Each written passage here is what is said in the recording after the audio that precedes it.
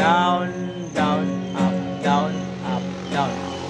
Bali, katagalan kasi niyan, pag lagi mo siyang ginagawa, magiging sustain na siya. Parang, madugtong-dugtong mo na yung strum. Pag master nyo na mag-strum, ang unang-una nyong aralin is isang chords. Isang chords lang. Wag na wag nyong iwan yan hanggat hindi yung kabisado. Yung, kumbaga yung, hindi na kayo mag-isip. Pag ganito, hawak nyo yung G, di ba? Yung, maraming gitarista ngayon, pag sabi G, ganito agad. Diba? Kasi laging ginagawa eh. Pag sabing E minor, ganito na agad. Pero sabihin mo, C sharp minor 7. Hindi na. O, diba? Kasi hindi laging ginagawa.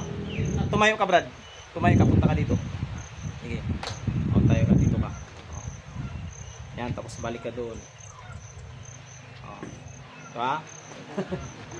So, si brother ba kanina, nag-isip ka ba bro kung anong unang ihakbang mong paa? O, diba? Hindi na siya nag-isip. Hindi na siya nag-isip, diba? Kasi lagi na kasi ginagawa. Yun yun. Yung ano na ito, yung practice na to, kailangan nyo itong tandaan kasi kadalasan marami ang gitarista na nag-start yung hunger sa chords. Tapos gusto agad maraming chords yung malaman. Gusto agad marami nilang 4 agad na chords. Which is mali. Mali yun yung pagturo na ganun. Na 4 agad yung chords. Di ba yung ituturo agad sa atin, di ba ganito yung chords na yan? G minor C D sa mga baguhan. For example sa inyo, gusto ko yung kaaral ng gitara tapos ituturo sa inyo to. E di makuha mo yan sa sunod na araw, gusto mo na naman ng amay no, dagdagan mo ako brad.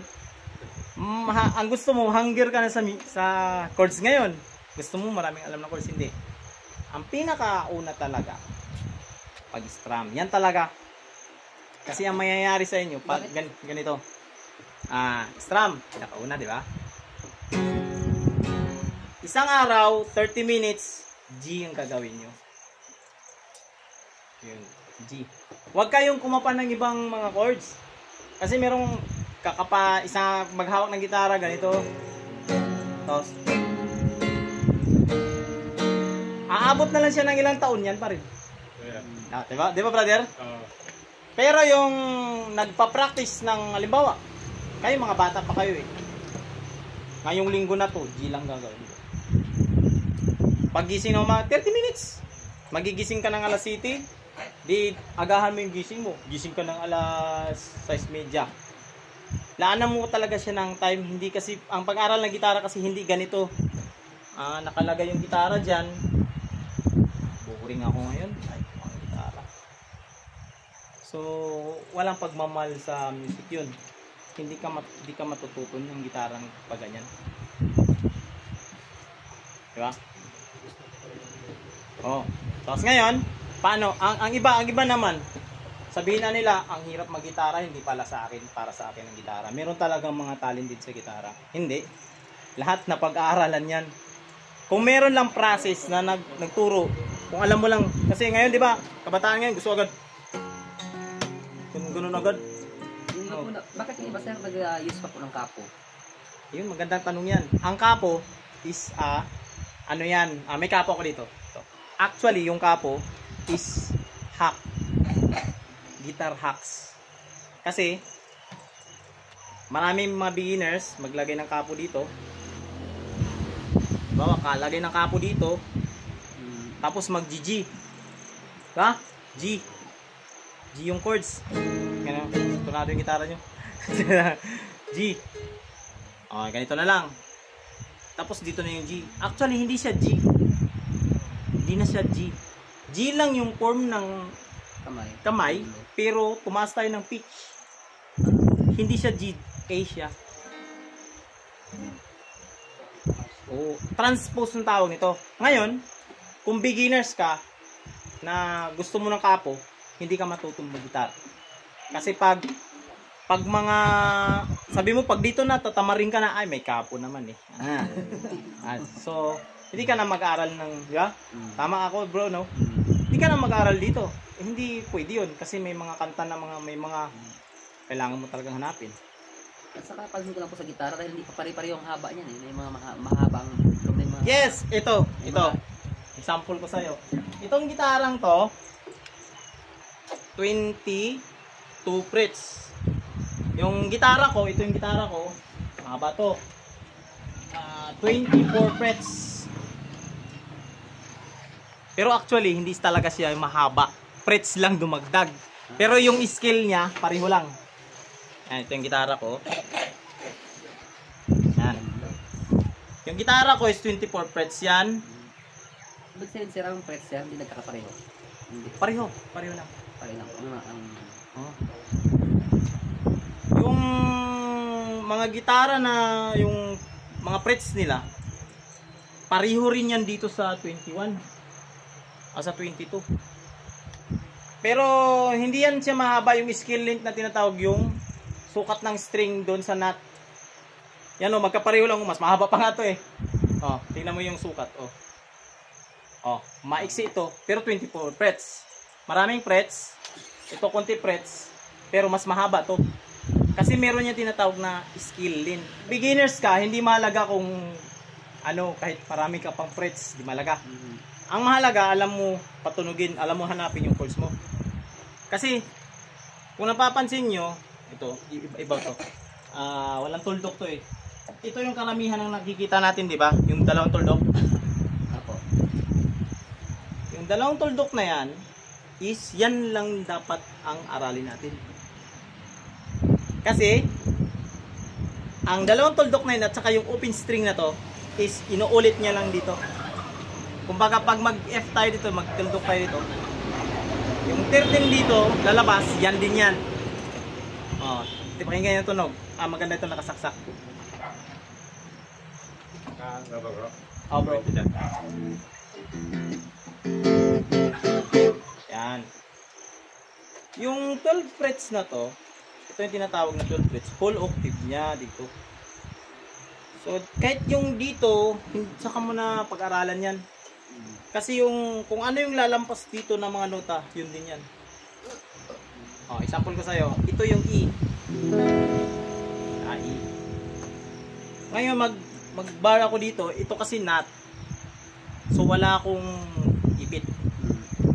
So, iusod ko lang to, yung scale na to. So, ito yung 12 fret, yung nut kanina. Lalagyan ko na siyempre ng ano dito kasi walang nut. Pakinggan mo yung tunog. Isa lang. Low lang ito, low. Ito high. So, yung lalampas pala dito is F. Kasi yung ito F eh. Wala ito guitar. No. Ito F na to, yung may bar na to eh. So, lalampas pala dito sa dalawang tuldok na yan, F din. Pareho lang na tunog. F din yan. Kung ano yun nandito, yun din yan yung dito. Kumbaga inulit, naglulup. Parang yung chords. Tingnan mo, pansin mo yung chords. Yung chords natin is A, B, C, D, E, F, G. Wala nang H. Wala nang H. Bumalik na naman sa A. Diba? A, B, C, D, E, F, G. Sunod, A na. Bumalik.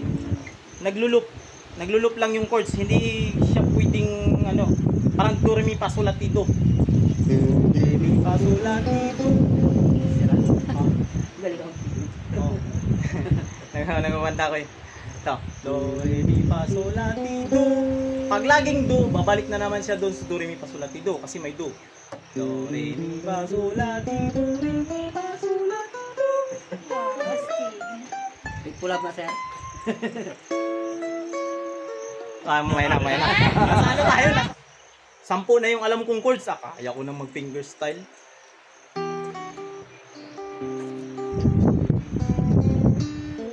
Ganun agad, di ba? Ganun agad, di ba? Ganun agad yung sa isip, di ba? Di ba?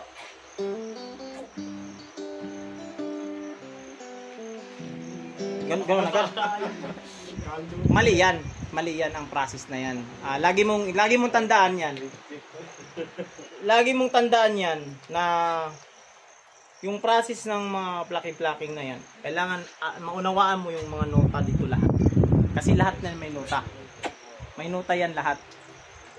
Ngayon, kung hindi mo ma-memorize yung mga nota na yan, huwag ka munang gumawa niya. Kasi ang karamihan ngayon, magbalik intro. Hanapin nila yung tuldok. Di ba yung mga tuldok?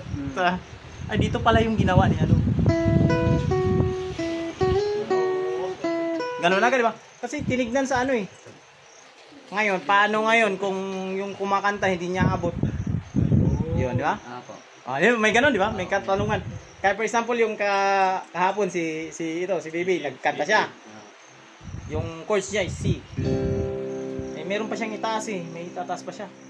Or sa ating mga lalaki, kantahin mo to. Kay buti-buti mo taas, di ba? So, hanapin natin siya ng transpose para makuha natin yun. So, ngayon, kung hindi natin aralin yung mga chords na yan, hindi rin natin yung makukuha. Ang mangyayari niyan, kung ano yung alam mo na G minor CD, bahala ka, kanta ka dyan, basta ito yung o diba? Ganon. Hindi, totoo. Ganon. Yan mga master, natapos na mga master yung ano ko dito, mission mga master. Alis na kami master.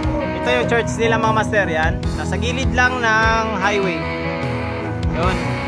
Kasama ko dito master sa mission si Master Dudes, Pipito. Yan. Ito yung kanilang church. Yan. Ito.